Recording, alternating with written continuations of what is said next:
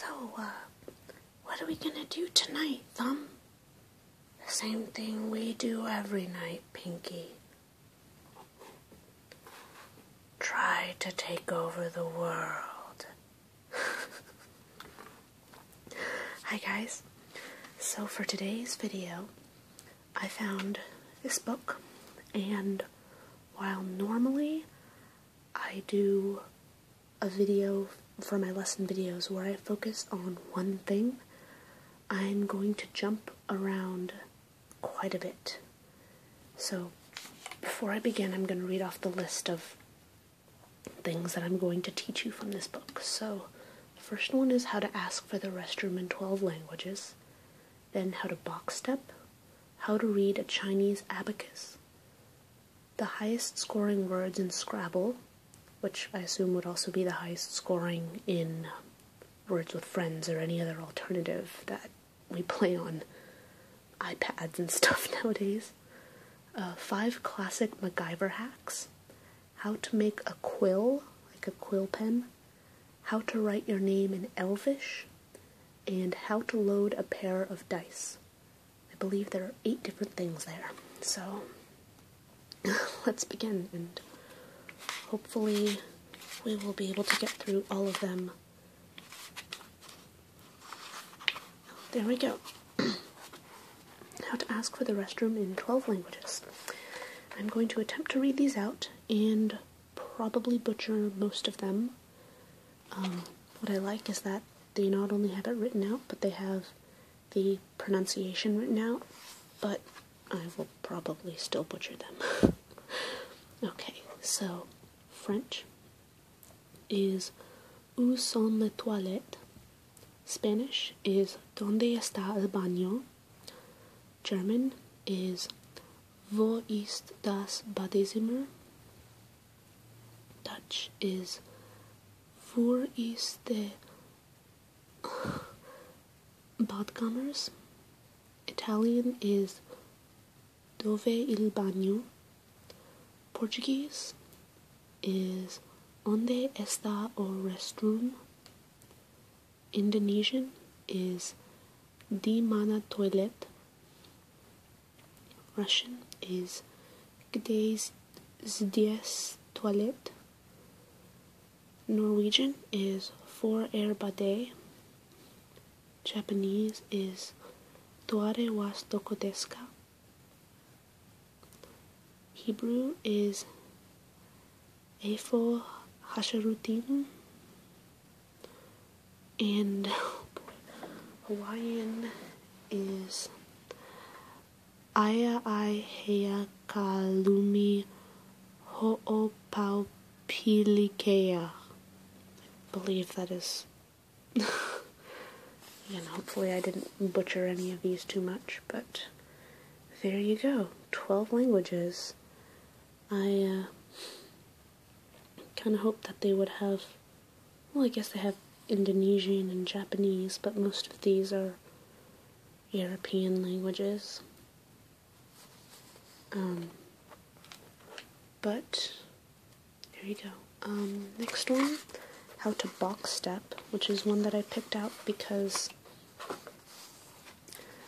as I've mentioned in a couple videos in the past, I do enjoy doing ballroom dance, things like, waltz and stuff like that, and it makes me a little bit sad that that's something that I can't really share with you in ASMR style videos, or at least it's very difficult. So, when I saw this one, I decided that at the very least this is something simple that I could teach you guys. It's like a box step waltz, so I'm going to try and do it with my fingers over here, and hopefully you guys can follow along. If you want to follow along with your feet, you can, even if you're just like sitting there, because it's a box step. So the top left and bottom right corners are sort of transitions. You only step with one foot, and the other 2 corners is where you actually bring your feet together.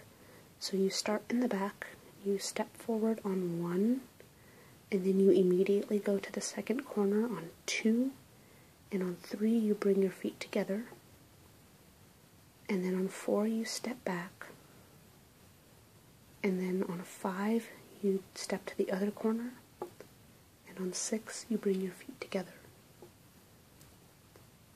So, and then after that, you go back to 1 and you step forward. 2, you go to the other corner again. Bring your feet together. 4, you step back. 5, you step to the left. And 6, you bring your feet together again.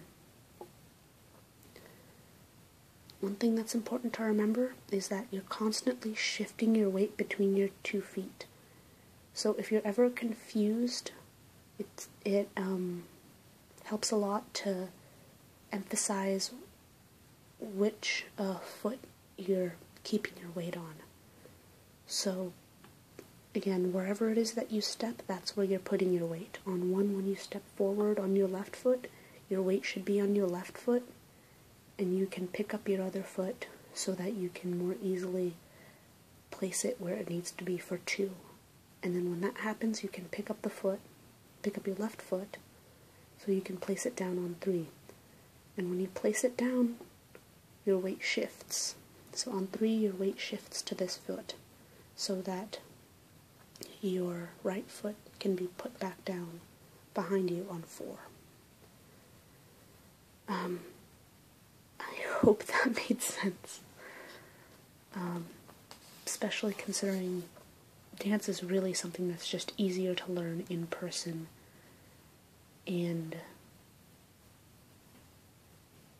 I don't have the means to be able to teach that, or I think even the know-how for most types of dance, considering that most types of dance are very different for the girl or the follow and the lead or the guy, typically. But box step is the same for everyone, basically. So, there you go. That's how the box step works. Because it's in counts of 6, you can do that for a waltz. So 1, 2, 3, 4, 5, 6. Alright, now this one I'm going to need a little bit of paper for, but how to read a Chinese abacus. So I'm going to draw just sort of the end of an abacus here, so I can sort of show you how that works. Just the last 3 rows. And here's that center line. So beads pushed towards the center line are in use. So in this little diagram, the ones that are up here or down here are not in use. The ones that are pushed towards the center are the ones you count. Earth beads from below the center line count for 1 each. So they have 1, 2, 3, 4, 5. So you can count up to 5 using these alone. Heaven beads from above the center line, of which there are only 2, count for 5 each. Each rod or column is a digit. So if you are counting a number less than 10, like if we did, for example, 5, you would only need to use one of the heaven beads, because one heaven bead counts for 5, and the rest would remain in their normal positions. So there are 1, 2, 3, 4, 5 earth beads that aren't in use, and 1 heaven bead that isn't in use. If you were to do 45, you would have 4 of these, 1, 2, 3, 4. 1 wouldn't be in use, and neither of these would be in use.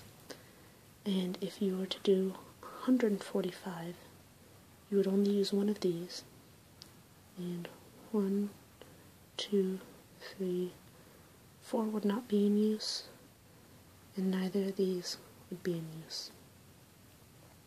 And let's add in another row, just so I can say 6 8,145. So because you don't have 6 of these, you need to use 1 heaven bead for 5 and 1 earth bead for 1. 5 plus 1 is 6. And then the leftover beads, 1, 2, 3, 4. I've seen a number of ASMR videos that include abacuses? Abacuses? I don't know if that's the correct plural form. But I don't, some of them I've seen where, you just sort of play with it. I like knowing now how to use it, because while I don't currently have one, at least I don't think I have one, if I were to ever get one now, I would be able to do an actual, counting type video, where you could actually, make the numbers and maybe even do actual math with them. Alright, so this one, the highest scoring words in Scrabble, I picked out because, I don't know about you guys, but I have a lot of friends who will play things like Words with Friends and stuff like that. And I figure whatever the highest counting words in Scrabble are, they are probably also the highest counting words in Words with Friends. So first, they show you the highest counting standalone words. So this is no matter where on the board they are placed. And those are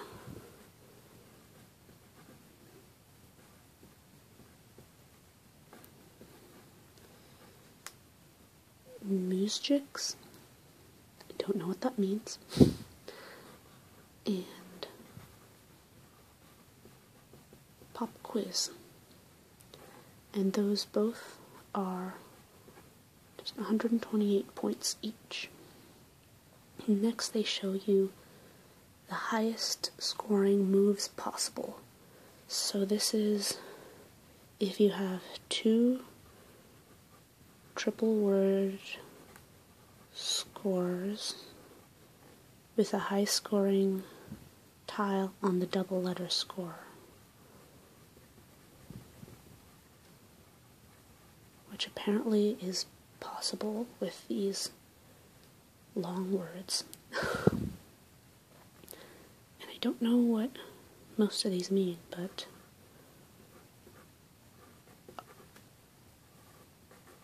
because of that I don't really know how to pronounce them. But oxazepam,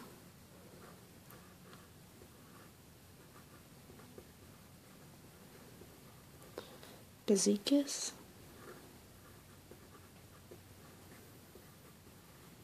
Kazikis, Mesquites, and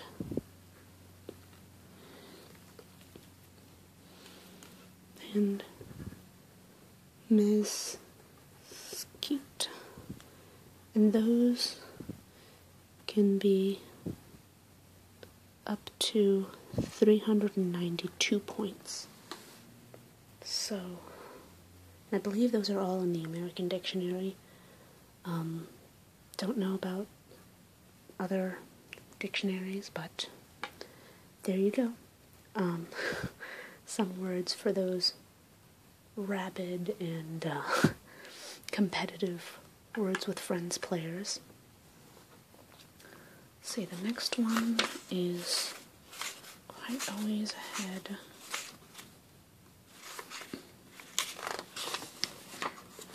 On page 42. And that is 5 classic MacGyver hacks. And each of these is from an episode. I don't know how many of these would actually work in real life. But I just think it's, I don't know, good to know these sort of things. I don't know how many of us are going to ever be in a position where we're being pursued through a jungle or need to hack into a system or whatever. but I don't know, I like reading about these, and it does say what episode, so presumably you should be able to find at least some of these on YouTube, at the very least the more famous ones. So there you go. Season 1, Episode 4, The Gauntlet. To create a distraction, MacGyver ties firecrackers to the inside of a church bell, attaches a lit candle to the bell's clapper, and uses rope to hold the bell raised to the side. When another candle burns through the rope, the bell is released and the candle on the clapper swings to ignite the firecrackers. Very clever.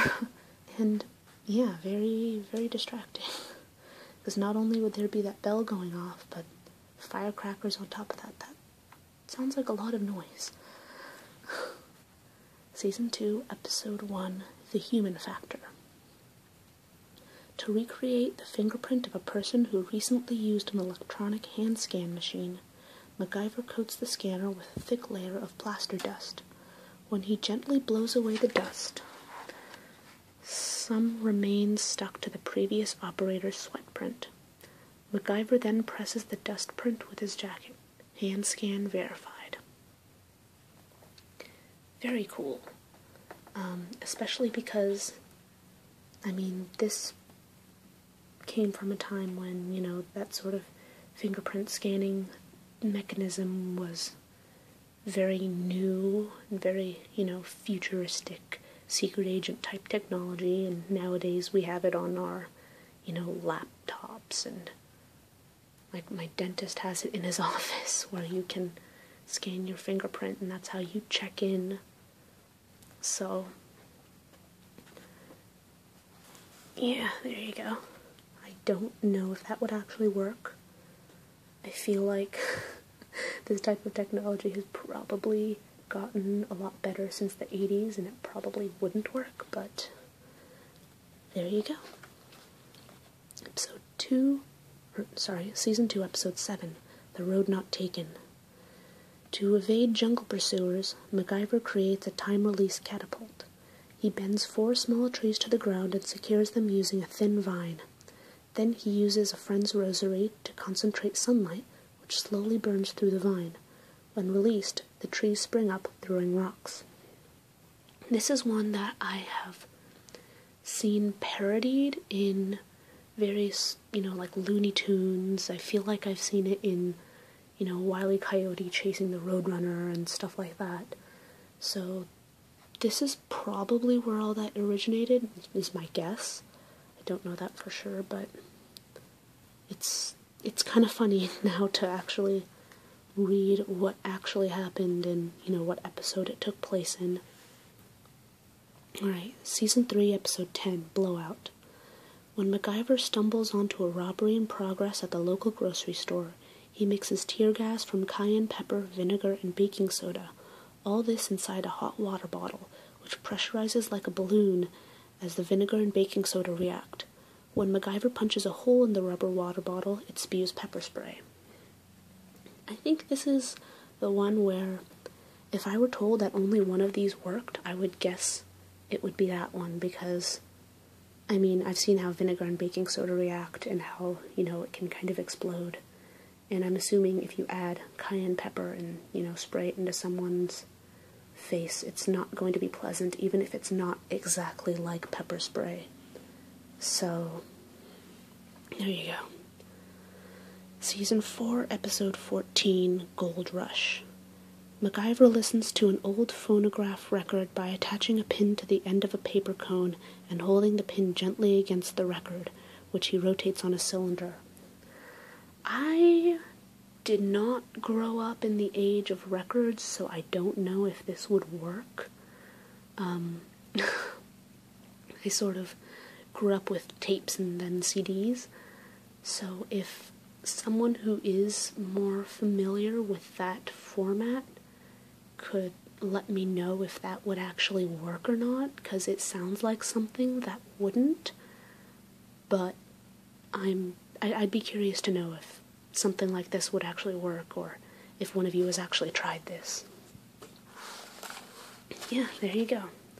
5 classic MacGyver hacks. The next one is a few pages in the future. So we have to go to page 70 to learn how to make and use a quill pen. So, there's nothing like a love letter written in calligraphic quill pen to get a geek off the couch in the garage. Note, the calligraphic love letter requires the ability to manipulate a non-keyboard writing utensil and expertise in non-programming language, both skills lost to many geeks. Therefore, instead of actually writing with a quill, consider laying it on a parchment stamped with a red wax heart somewhere she will see it to imply romantic intent. For those requiring a functional quill pen for romantic reenactment or role-play use, follow these directions. 1. Purchase or pluck a goose or turkey feather, craft store or online, or drive toward low light density and look for a coop. And yeah, you could easily find these feathers in craft stores and stuff like that. I mean, I know they have them at like zoos and stuff, so I wonder if you could, get one of those like peacock feathers and whatever and do it with this. But 2. Buy or gather enough sand to fill a baking dish and heat it in an oven at 375 degrees until hot throughout. Remove from oven. 3. To temper quills, place them tip down in hot sand until sand cools. 4. Cut off tip diagonally if you're feeling ambitious. Further shape nib to look like the tip of a fountain pen. 5. Purchase and use ink made for dip pens. Which, that's actually incredibly simple. I somehow expected it to be a lot more complicated, but yeah, basically you get the feather, you heat sand in a dish in the oven for 375 degrees until it's, really that hot. Place them tip down in the sand so that, you can heat the quill enough so that you can cut off the tip like that, and then you can use it as a quill. I guess that's it, but it kind of makes me want to try that, so I don't know, maybe. We shall see. Alright, so I apologize if you guys can hear the gardeners in the background. I get that can be very abrasive, but to be honest, I don't have too much time this week to film, and I really wanted to do these videos, so I kind of have to deal with any possible background noise during the day. Alright,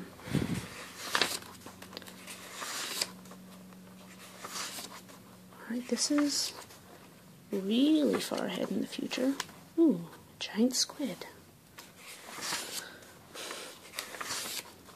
Let's see, page 144. There we go. How to write your name in Elvish. So, there we go. Some of these letters have alternate forms. Some of them, oh yeah, so for the vowels, you place it either above or below, depending on the direction of the arrow, above or below the letter that follows. So I am going to write my username because that is going to be a little bit easier to write. So let's see, let's start with the T. That is something like that with that. So T, and then the next letter would be a U, but I'll skip to R, and then write the U. See, R as in red or R as in car? Turquoise. I would say R as in car, but I honestly don't really know. Okay, so let's see. So then that would be... That looks really similar to the T, but alright. And then the U goes above that. So, I think like that.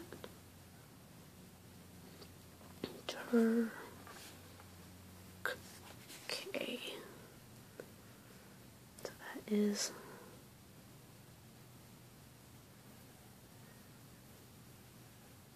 Turk. I don't know how to do the OI. Let me do the Z first, and I guess I'll put them next to each other. So the Z is like that. I'll just do that first form.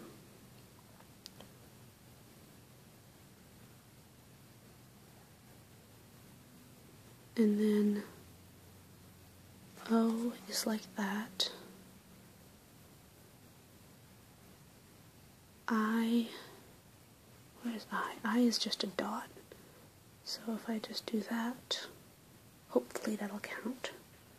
Turquoise, D. D is a line.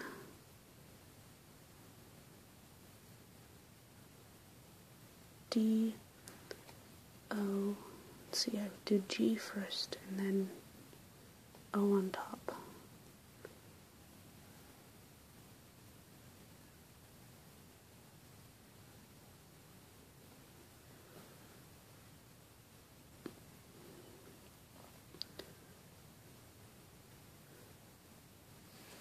So there we go.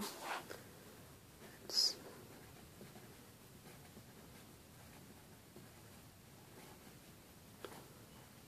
turquoise dog.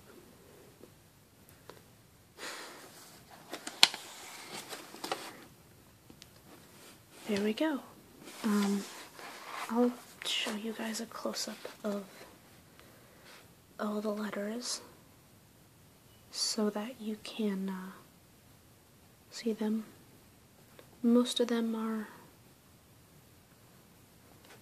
just have one form. I guess R has, I don't know what the difference between R as in red and R as in car is. I guess that's like if it's at the beginning of the word or at the end of the word. Red car. Oh, I sort of can tell. R as in car, your tongue goes further back, I think. Car versus red, where your tongue is closer to the teeth. This is one of those linguistic things that you only would know if it's your native language. I know Hindi has a lot of those where they'll have like a k and a k, and if you don't speak a language that has those sorts of things, you can't tell the difference, but if you do, then you can. So maybe it's just one of those. And then yeah, Y has different ones if it's a consonant or a vowel. Some of these, like S or Z, have two different forms. E has a different form if it's silent. So if you were writing the word love, you would put a dot at the bottom instead of the slash on top. There you go. I have one left, which is how to load a pair of dice, which is 157. And this actually is, they explain many ways, many complicated ways to load a pair of dice. And then they explain this at the end. However, the easiest and most surprisingly successful method of loading plastic dice is to cook them either in an oven or in a microwave with the number you want facing up. The heat gently softens the plastic, which almost imperceptibly pulls lower, leaving the downward side slightly heavier than its opposite. Very smart. Very evilly smart. And while I don't want to encourage cheating, this is a book about world domination, so I mean, I guess you know, sometimes loading a pair of dice is going to be necessary in order to take over the world. So, there you go. Those are 8 simple lessons from The Geek's Guide to World Domination. They have on the back some other stuff that they've listed that you can do. Become a Sudoku god, brew your own beer, build a laser beam, classify all living things, clone your pet, exorcise demons, find the world's best corn mazes, grasp the theory of relativity, have sex on Second Life, injure a fish, join the Knights Templar, kick ass with sweet martial arts moves, learn ludicrous emoticons, master the ocarina of time, pimp your cubicle, program a remote control, quote He-Man and Che Guevara, solve fiendish logic puzzles, touch Carl Sagan, unmask Linus Torvalds, visit with people at Kentucky,